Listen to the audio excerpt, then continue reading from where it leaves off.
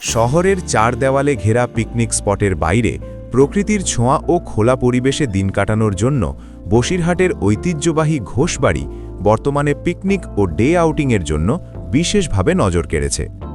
ঘোষবাড়িতে পৌঁছানোর জন্য বসিরহাট স্টেশনের পরিবর্তে পরবর্তী রেল স্টেশন অনন্তপুর ব্যবহার করাই বেশি সুবিধাজনক।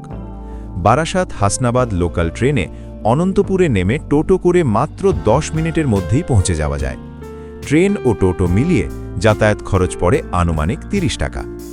প্রায় 40 বিঘা জমি জুড়ে বিস্তৃত ঘোষবাড়ি প্রাঙ্গণে রয়েছে সাদা রঙের 3 তলা ঐতিহ্যবাহী বাড়ি, বাঁধানো পুকুর, খোলা আড্ডার জায়গা, শিশুদের খেলার স্থান, খাবারের দোকান ও ছোট ছোট কেনাকাটার স্টল।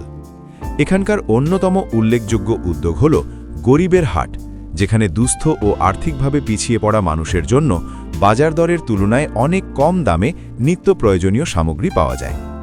পিকনিকের জন্য এখানে কোনো স্পট ভাড়া নেওয়া হয় না, রান্নার ব্যবস্থা করা যায় এবং প্রয়োজনে ডেকোরেটরের মাধ্যমে বাসন, গ্যাস ও সাউন্ড সিস্টেমের সুবিধা পাওয়া যায়।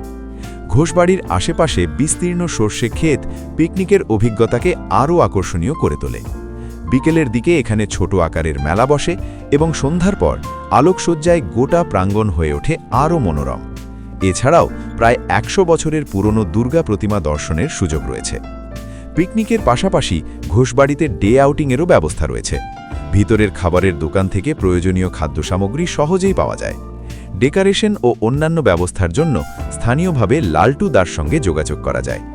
সব মিলিয়ে স্বল্প খরচে খোলা পরিবেশে পরিবার ও বন্ধুবান্ধবদের নিয়ে নিরিবিলি পিকনিক বা একদিনের ভ্রমণের জন্য বসিরহাটের ঘোষবাড়ি বর্তমানে একটি উল্লেখযোগ্য ও জনপ্রিয় গন্তব্য হয়ে উঠছে।